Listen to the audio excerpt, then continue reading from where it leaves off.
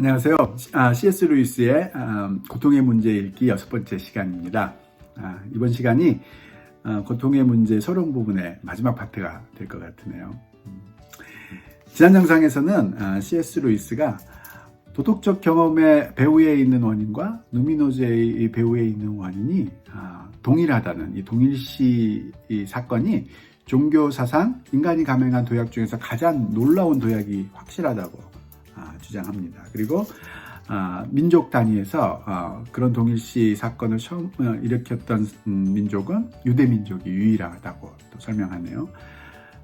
그런 면에서 모든 민족이 아브라함 안에서 복을 받는다라는 것이 그런 성경의 내용이 이루어졌다고 자기는 생각한다고 또 이야기합니다. 그리고 이 동일시 사건이 바로 종교의 세 번째 성분 내지는 요소라고 설명했습니다. 오늘은 종교의 네 번째 성분 내지 요소인 역사적 사건에 대해서 이야기하려고 합니다. 그리고 이 역사적 사건은 기독교에만 있는 요소라고 또 덧붙였습니다. 고통의 문제 34페이지 중간 부분부터 지난 영상에 이어서 계속 읽어보도록 하겠습니다. 종교의 네 번째 성분 내지 요소는 역사적 사건입니다. 한 유대인이 태어나 자신이 바로 자연에 출현했던 그 두려운 존재이자 도덕법을 부여한 존재의 아들이라고 또는 그 존재와 하나라고 주장했습니다. 이것은 워낙 충격적인 주장, 역설적일 뿐 아니라 기괴하기까지 해서 오히려 대수롭지 않게 넘기기 쉬운 주장이기 때문에 우리는 두 가지 관점 중 하나를 택할 수밖에 없습니다. 즉, 그는 헛소리를 늘어놓는 혐오스럽기 짝이 없는 유형의 미치광이거나 그것이 아니라면 과거에도 지금도 자기가 주장한 바와 일치하는 존재일 것입니다. 다른 가능성은 없습니다.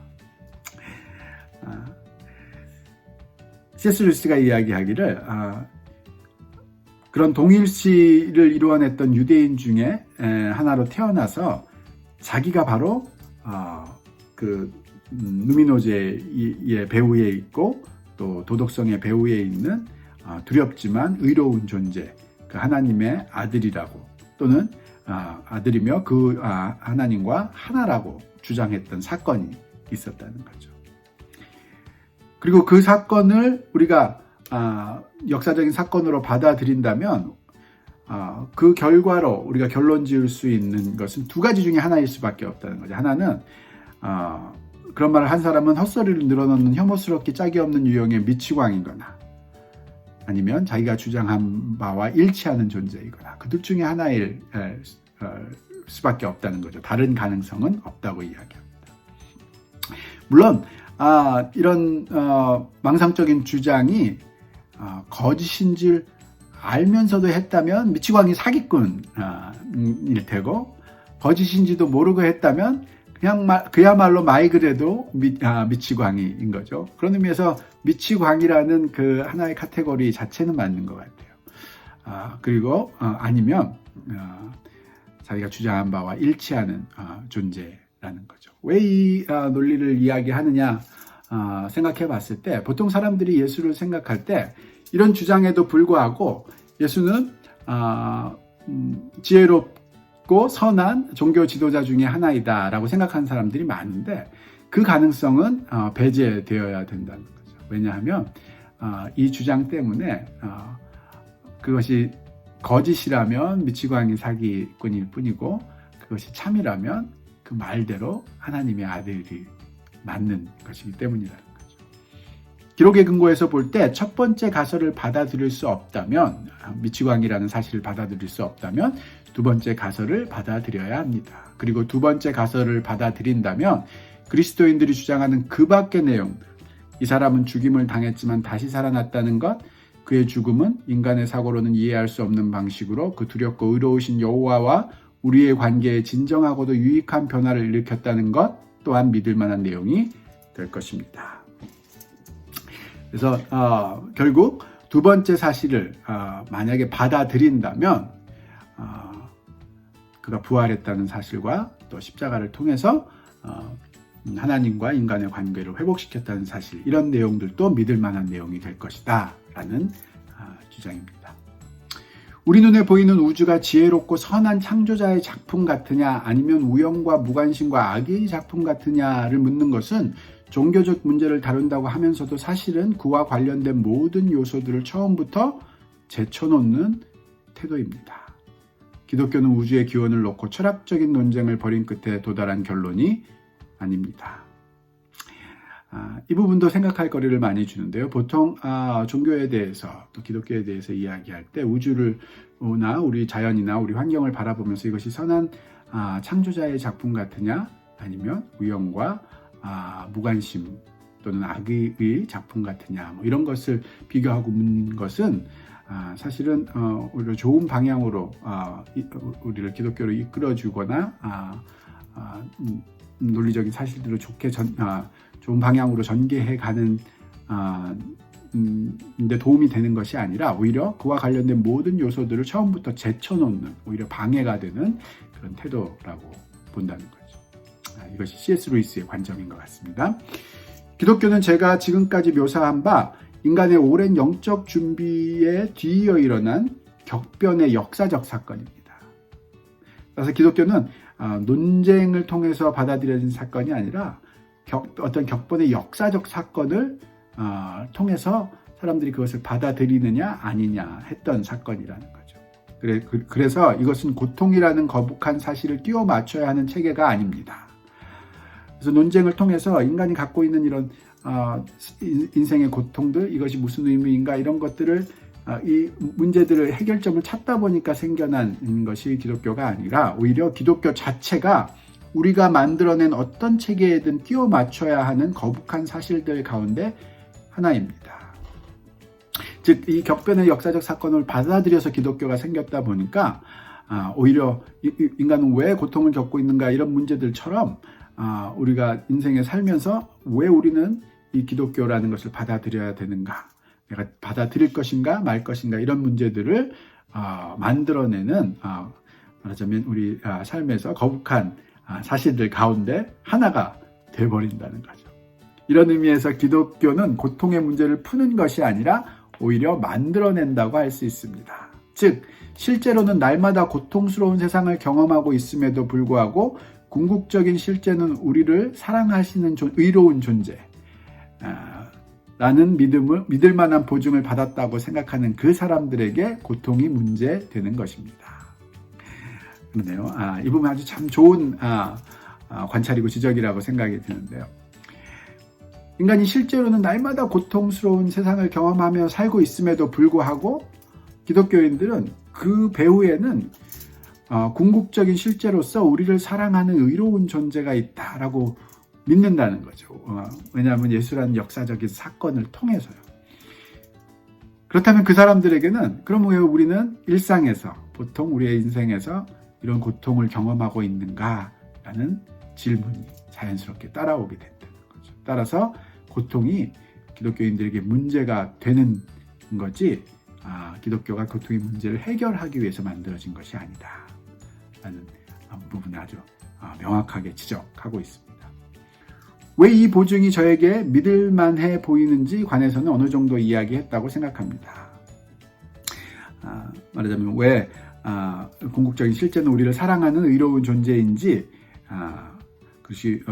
그것을 보증으로 보여주던 사건, 말하자면 십자가의 사건이라든지 부활의 사건 이런 것에 대해서 자기가 간단하게 이야기를 했다는 거죠. 이것을 논리적인 강제 상황으로까지 볼 수는 없습니다.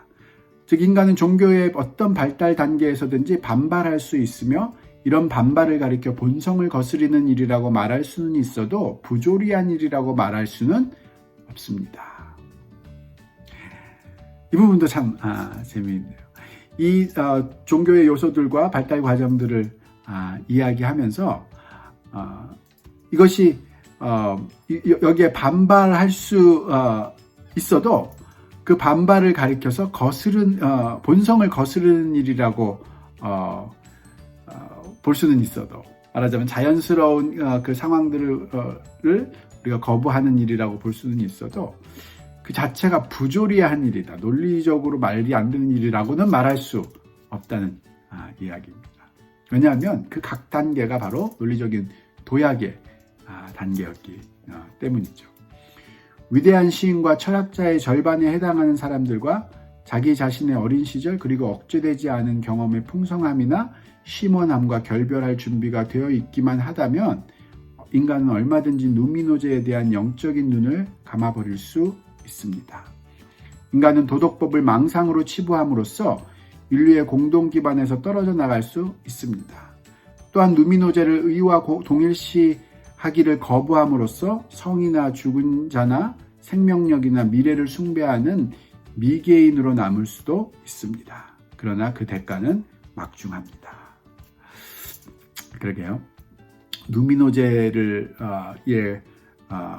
배우가 되는 어떤 영적인 존재가 있다는 그런 과정도 우리가 얼마든지 나름대로의 논리를 통해서 거부할 수 있고, 도덕법을 우리에게 부여하는 어떤 초월적인 존재가 그 뒤에 있다라는 생각도 여러 가지 우리의 논리로서 망상이라고 치부해 버릴 수도 있고, 또 그 두 가지를 받아들인다 할지라도 꼭 그 두 가지를 동일시해야 된다는 그런 이래서도 우리가 그것을 거부하고 도덕을 초월한 생명력과 또는 성이나 죽은 자나 미래를 숭상하는 그런 종교인으로 남을 수도 있다는 거죠. 그러나 그 대가는 막중합니다 라고 이야기합니다.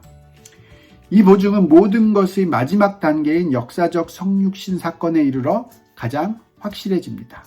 이 성육신 이야기는 초창기부터 종교에 등장했던 여러 신화들과 이상하리만큼 비슷하면서도 차이점을 보여주고 있습니다. 성육신은 이성의 눈으로 볼 때는 썩 명쾌하지 못한 이야기로서 인간 스스로는 꾸며낼 리가 없는 이야기입니다. 이 이야기에는 범신론이나 뉴턴 물리학에 나타나는 바 수상쩍은 선언적 명료함이 없습니다. 오히려 성육신 이야기는 일견 자의적이고 독단적으로 보이죠. 이 부분이 참 재미있게 여겨지는데요. 기독교의 기원 단계 중에 가장 마지막 단계인 역사적 성육신 사건을 받아들이느냐 받아들이지 않느냐를 결정함에 있어서는 굉장히 이상한, 명쾌하지 못하고 굉장히 자의적인 것 같은 그 이야기에 대한 어떤 결단적인 그런 상황이 필요하다는 거죠.